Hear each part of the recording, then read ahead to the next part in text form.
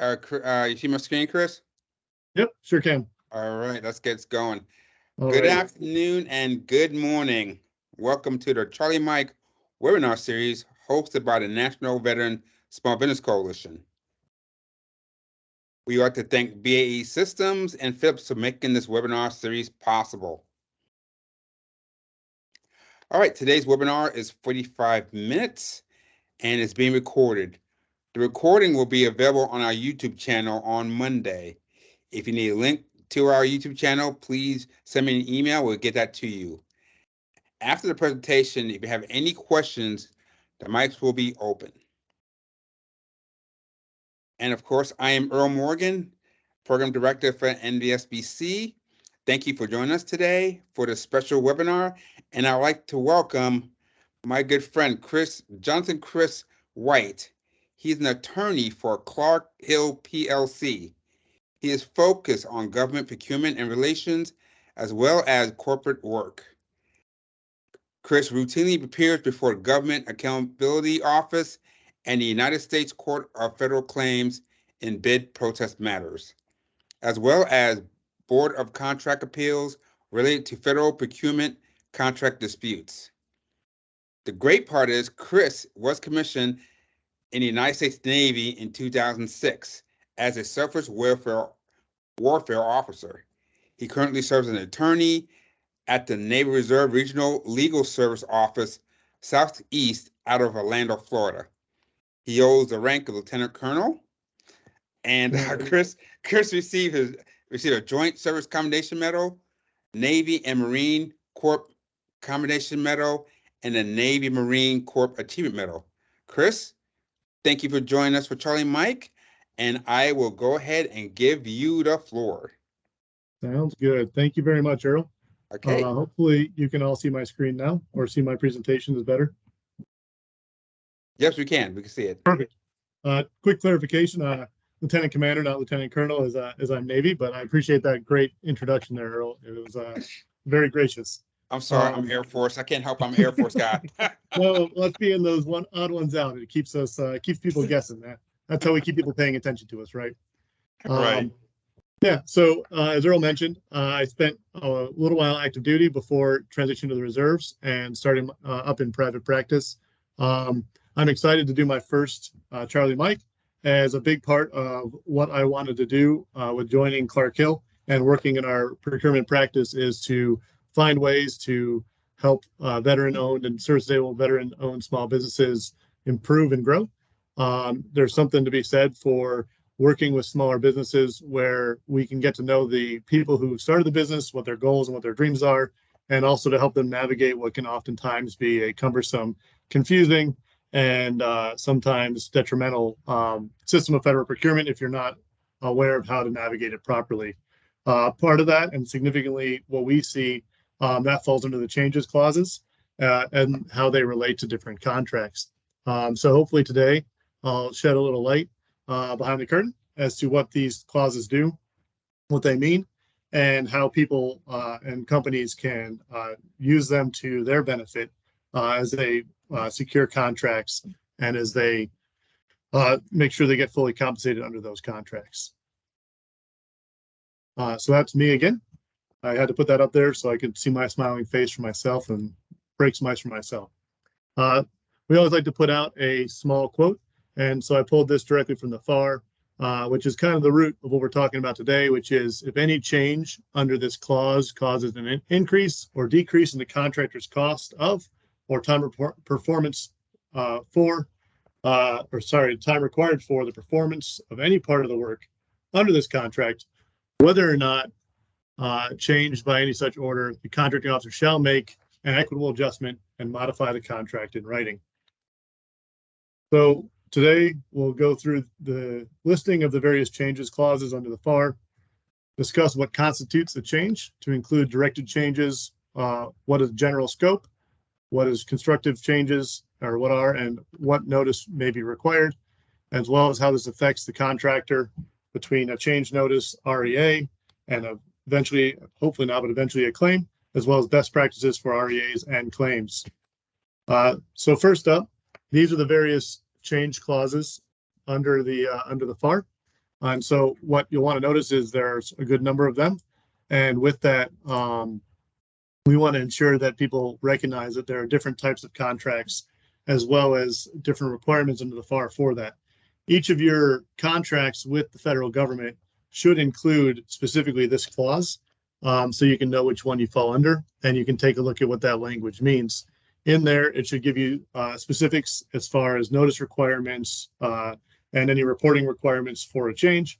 And so it's important to familiarize yourself with that as you're bidding and once you receive that contract award. Specifically to note, for commercial products and services, any change to the terms and conditions of that contract may only be changed via a written agreement by both parties. And so that's unique to commercial products and services. Generally speaking, and this more falls into disputes, which we're not talking about today, but if there's a dispute between the government and the contractor as to whether or not it is a change, the contractor will be required to continue to perform and cannot stop work while that dispute is resolved over what change does or does not exist and what compensation is due. Next up, we'll get into what directed changes are.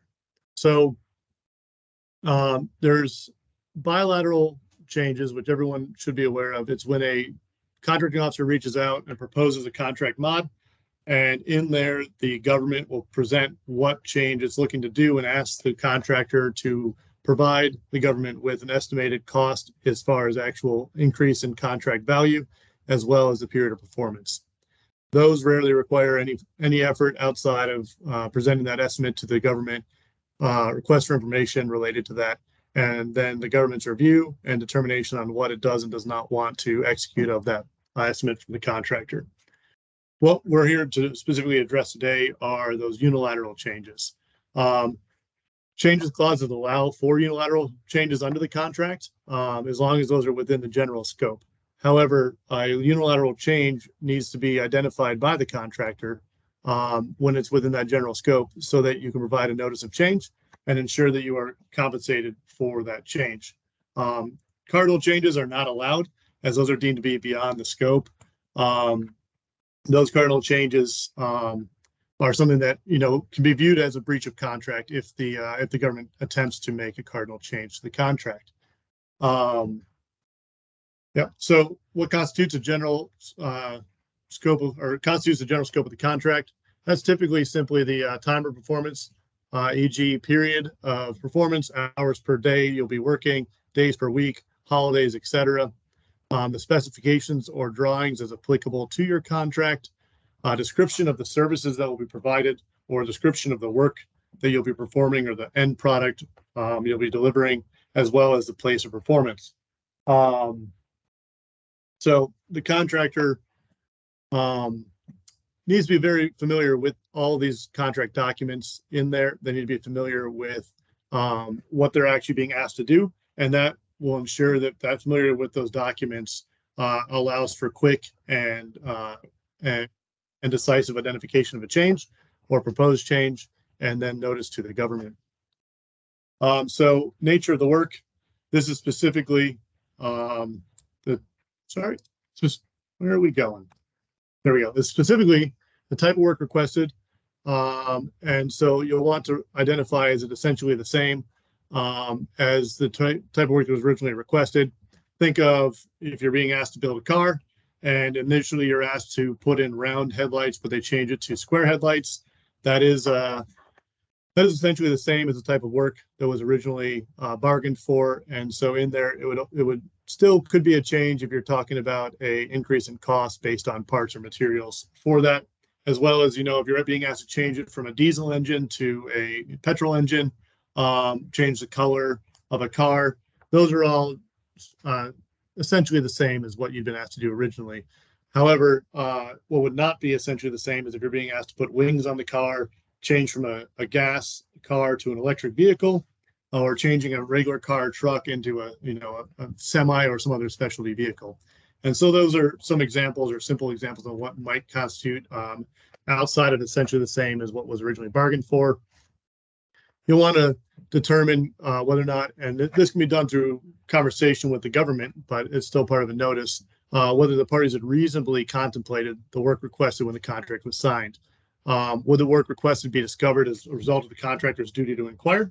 And that's important, as when you're submitting a change, if you're alleging a change in scope based on something you encounter as you are working through it, a defective specification or something that just doesn't work, the contractor does have an initial duty to inquire at the time of bidding. And so if this is something that's deemed the contractor could have discovered prior to award, then that may be a reason that a change is denied or a claim is denied. And we'll talk about that a little more later. So then from there, you also want to talk about level of effort. This is specifically talking about cost and disruption. In there, we're looking at defective specification, bad faith conduct, or significant disruption to work. These are generally harder to prove just straight up as far as what's going on. And so with that, it tends to be, we'll end up looping that instead of under just a regular change. We'll be looping that into a government interference claim. And so we'll talk about that a little bit more later, but that's what we mean when we talk about level of effort. So constructive change, which is also government disruption, that is when the government changes the contract, but it's denying it has actually made a change. It's easy to say a contract has been changed or a change occurred when they're wanting you to put in a different item, change the color of that car, change the headlights, change the engine type. But what happens when it's a change to an express term, failure to cooperate with the contractor by the federal government, interference with performance, or defective specification? That is something where it may not be a direct action or direct ask by the government, and instead it is a other action indirectly affecting the contractor. So it's very important to spot these and bring them to the government's attention, which again falls back to thorough diligence and documentation while monitoring the project. You're going to want to protect your interests and put the government on notice immediately, which must include the demand for money and time when you need these changes to be done. So under express terms, if the contract is unclear and the contract documents do not resolve the ambiguity, you fall down into the specifications, drawings, industry standards, mil specs, or any other documents referenced in the contract. And so this is where, in part of the bid and preparation, you're allowed to submit requests for information, as well as go through question and answer sessions to try to get further details from the government. So you'll want to be as thorough as you can in your review to identify what you think might be any areas that you're unclear of or might be ambiguous. So whether that's via subcontractors or yourself, when you think through the work you'll be doing, if you come across something where you're not 100% certain on how you'll do that performance or how the phasing works or what precise products you should be delivering, you'll want to ask those questions via RFI or Q&A. And typically there's also an order of precedence clause in the contract, and that simply identifies which order you should consult and which order of the contract documents carry precedent over each other to allow you to resolve any ambiguity. However, if you're reviewing those documents don't resolve the ambiguity, that's something you should identify before contract award as best you can. Under FAR 52215-8, that's specifically that order of precedence clause. Traditionally, the order of precedence amongst contract documents start with the schedule. Start with the specifications, move into the schedule, then representations and other instructions, followed by contract clauses, followed by other documents, exhibits, and attachments. I misspoke, sorry. The specifications are at the bottom of the order of precedence. The schedule is the number one without the specifications included in that. Sorry for any confusion there. So when we get into defective specifications, and it's important to know that this doesn't apply necessarily to every contract. It's not all contracts will have specifications listed in them, but for construction contracts or any specific product that has specific specifications provided by the government in that bid package in those contract documents, the government is responsible for the design of the work. And if that design does not function as intended, then the specifications are defective. The government bears that risk. And so it's on the government and incumbent upon the government to ensure the designs are not defective, will flow properly, and will result in the product they ultimately want. I.e., if the contractor follows the specifications 100% and the government is unhappy with what it receives, then that is upon the government, and any change they need to make later on falls under this change clause.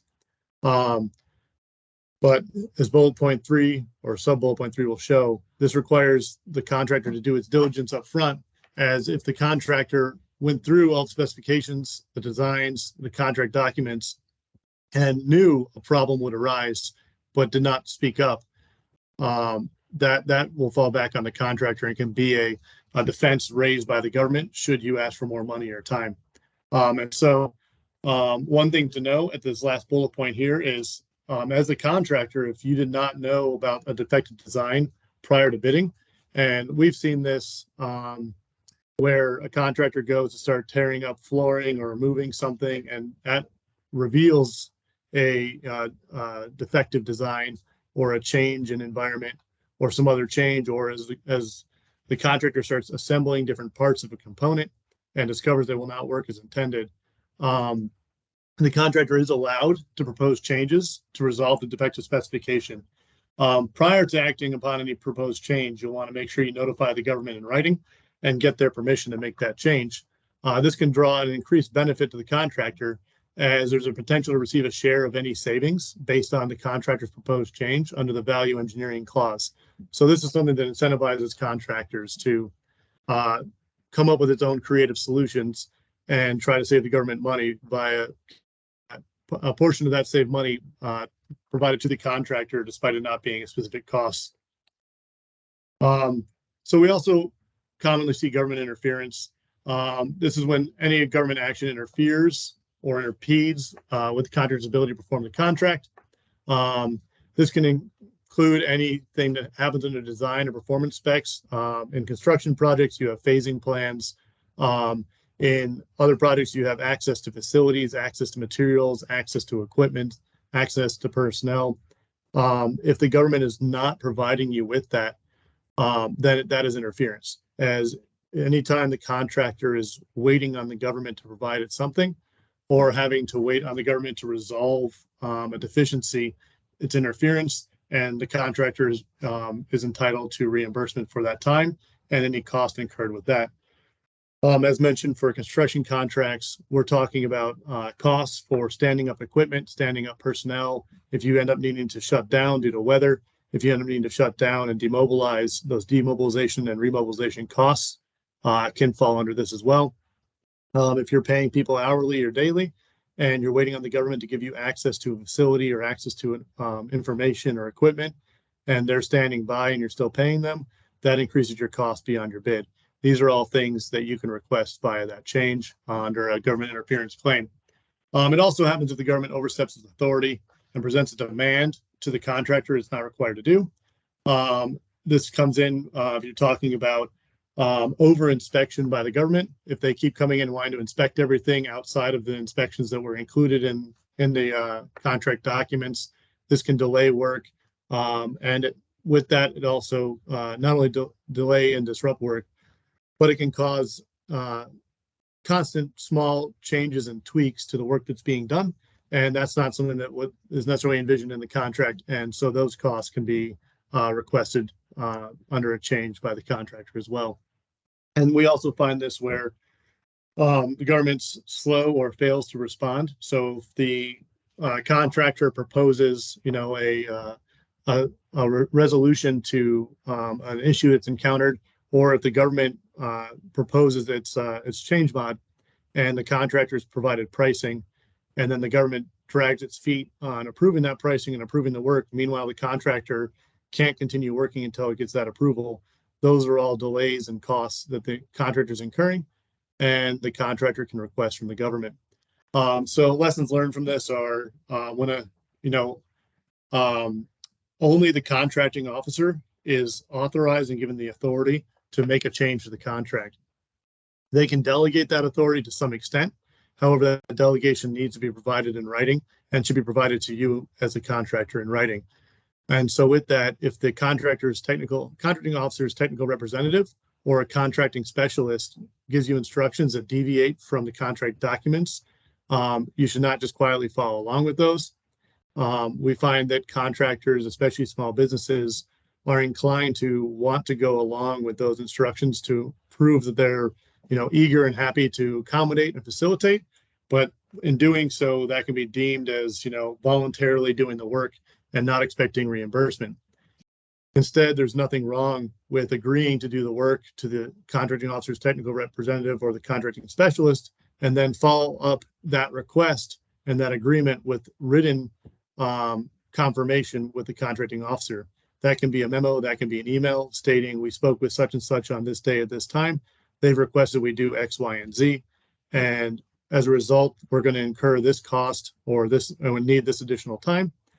Please confirm that the government is asking us to make this change to the contract and provide us with when we should expect to see a contract modification reflecting those changes so we can give you the proper estimate and get paid. And so there's nothing wrong with doing that. In doing so, it shows the diligence. It shows a commitment to ensuring the project's done correctly and open conversation with the government. It's not something the government will look poorly upon you. And so, again, that's something you want to inform the contracting officer as to whether it'll require additional costs through parts, supplies, level of effort, as well as if it'll include extra cost or time. And both of those need to be included, and both of those should be notified to the contracting officer in writing. Failure to cooperate, constructive acceleration. I touched on the failure to cooperate a little bit on government interference. We're talking, as I said, access to promised facilities, property, equipment, materials, failure to disclose relevant information, failure to resolve conflicts with other contractors. Typically, other contractors are for larger projects, or if you're even a subcontractor, and the government has multiple people on site who need to do the work, and their phasing plan doesn't resolve that. So one contractor or the other is unable to work while the other contractor is working. That's results in a change to the contract as you're unable to do the work as planned and as where the cost is expected. Same with the failure to disclose relevant information. That's something where when you show up to a building and they told you you'd have access to a certain spot, or it was made of a certain material or whatever, and that information that you needed to do your job there is withheld, that can delay you, or that can require you to different equipment, different personnel, different materials, different product, what have you, depending on the type of contract.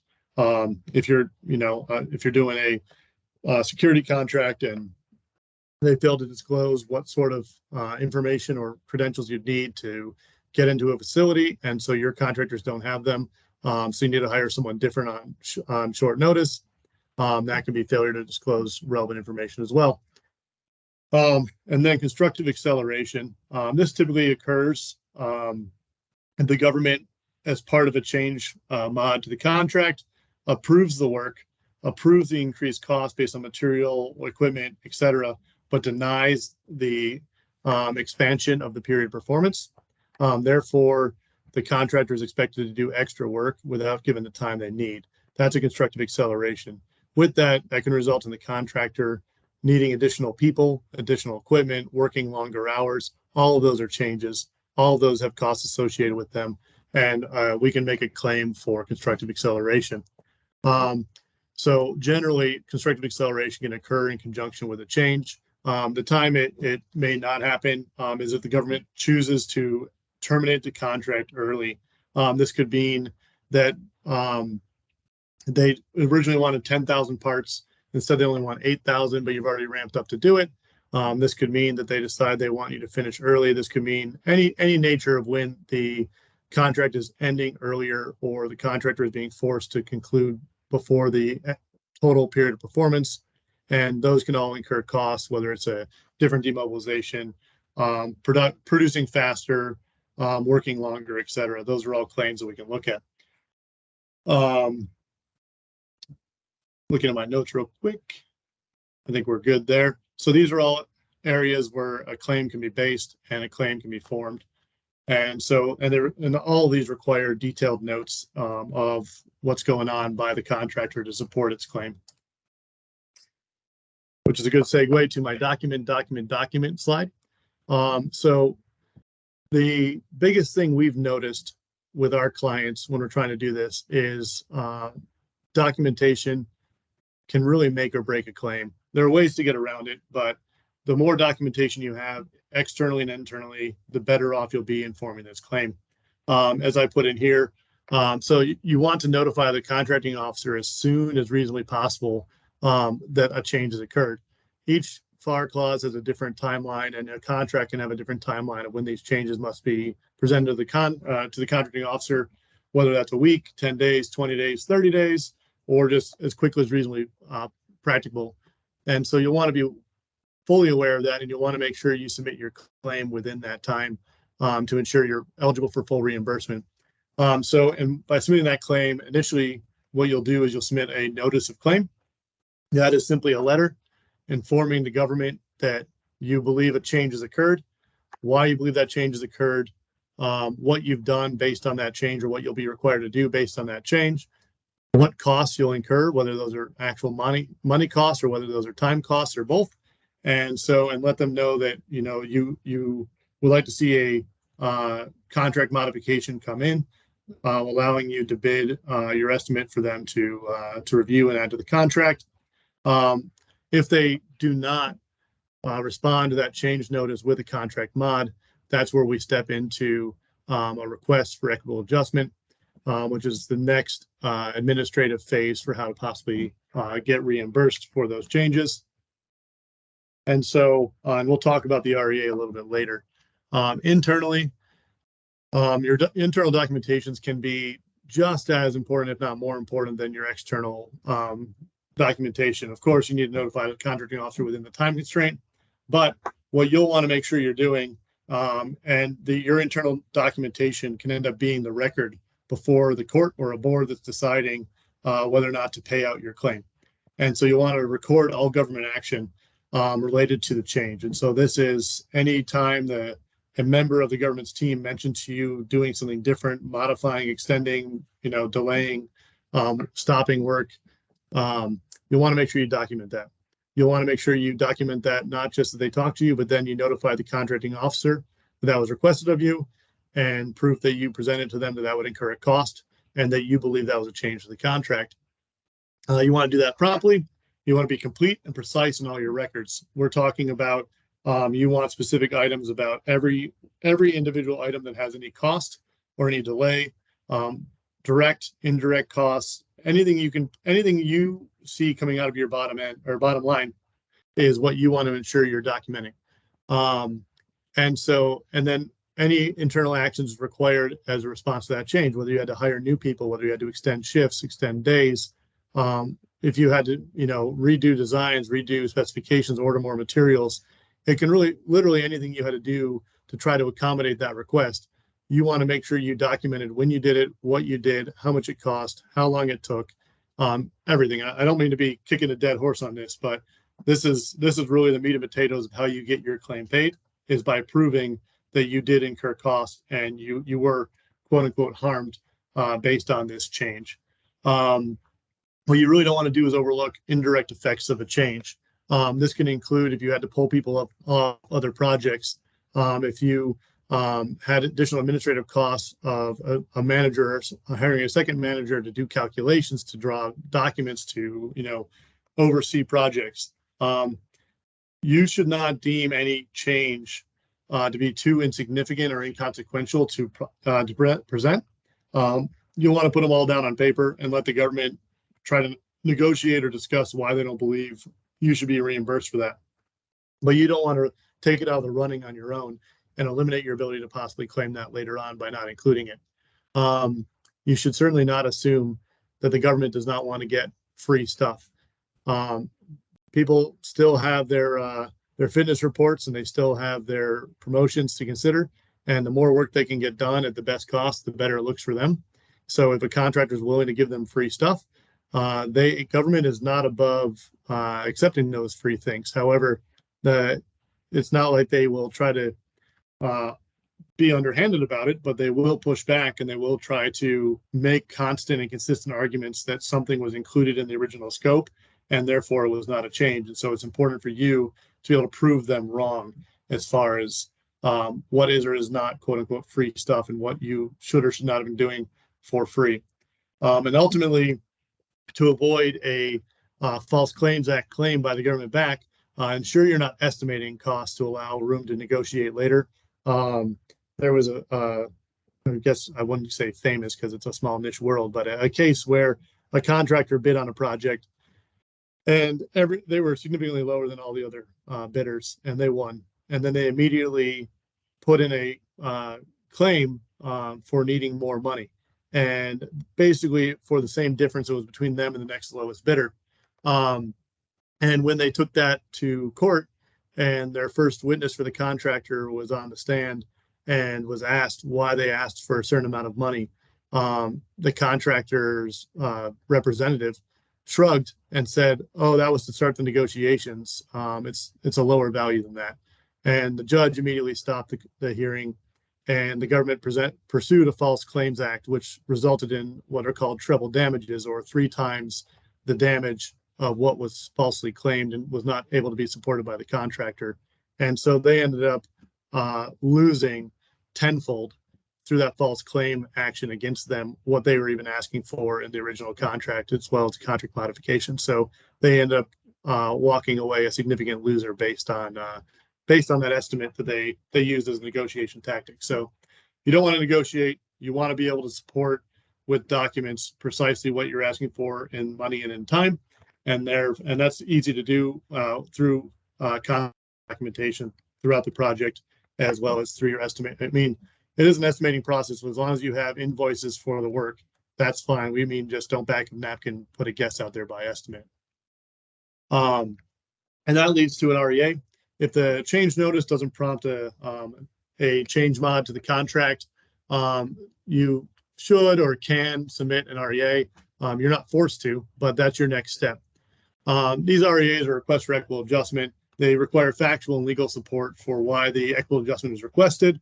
They can be subject to audit, so the government can audit it, as I said, to ensure how you've got to those numbers and ensure they're accurate and have the required support. They can require certification. Specifically, typically that's over $100,000 is when you'll need to provide someone certifying that the information contained in that REA is true and accurate. Again, you must file as soon as practicable to confirm the contract change. Clause does not specify a time limit. You'll want to ensure again that in your contract it's not been modified to specify that time limit, so that you're not missing how long you want to do it. We typically see and try to do them within 30 days of when that claim arose and when the change notice was denied. And the CO, contract officer, must respond as soon as practicable as well.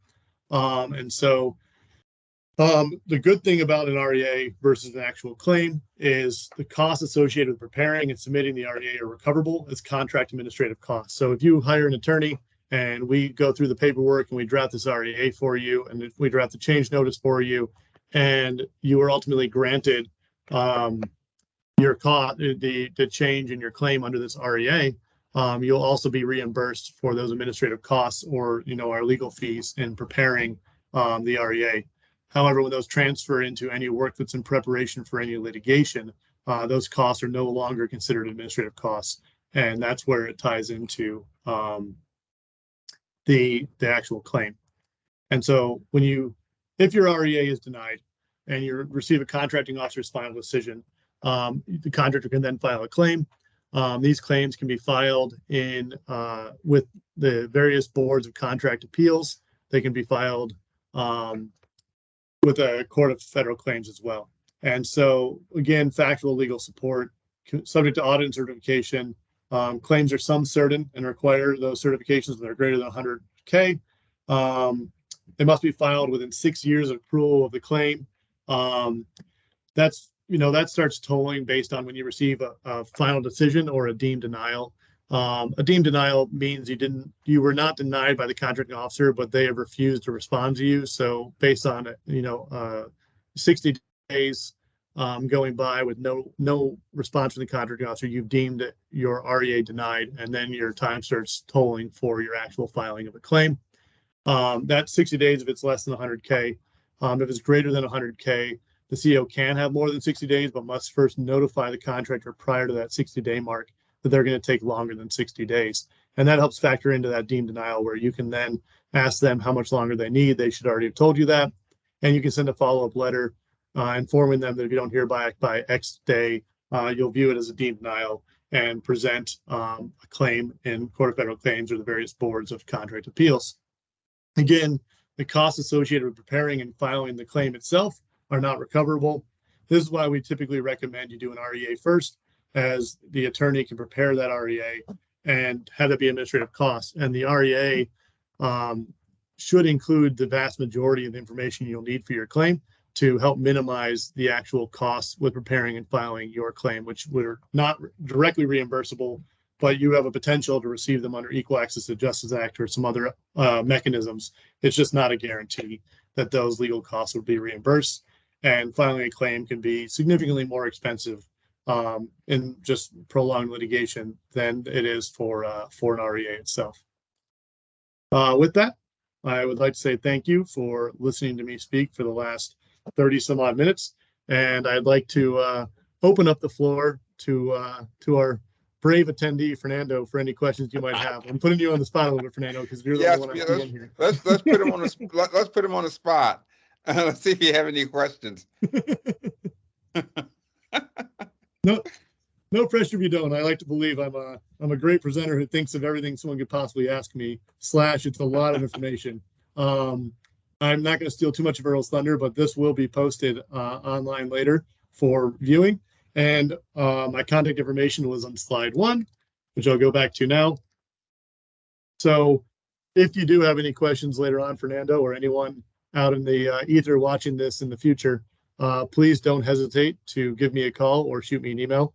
I'm happy to talk this over with you, discuss if you might have a potential claim, or even get paid by you to help you file a change notice or an REA or an ultimate claim with one of those entities.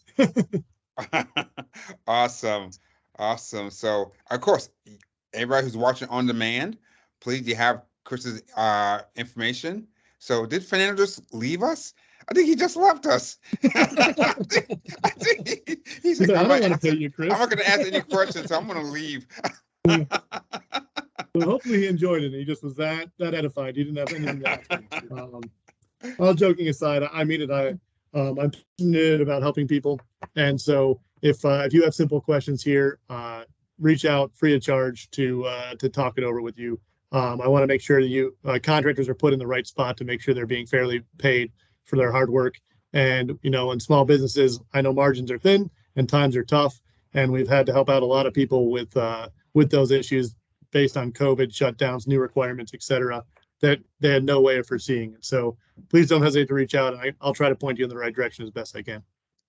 Thank you, Chris. This was fantastic. Thank you so much. I know you're a busy guy. You being an attorney and then being a lieutenant commander in the Navy and being an attorney there. So again, thank you so much. Sure. And hopefully we see you again in 2023 for you to do another Charlie Mike. And for everyone who's listening, thank you for joining us. And if you have any questions, please type in the comment section in YouTube under this video. If you want to see anything, any subject, any topics you want us to cover, please send me an email at earl.morgan@nvsbc.com, or just put it in the comment box and we will work on that for you. Until then, have a wonderful Christmas and a great New Year, and I will see you at the next Charlie Mike. Take care, everybody. Thank you all. Merry Christmas, Happy New Year. All right.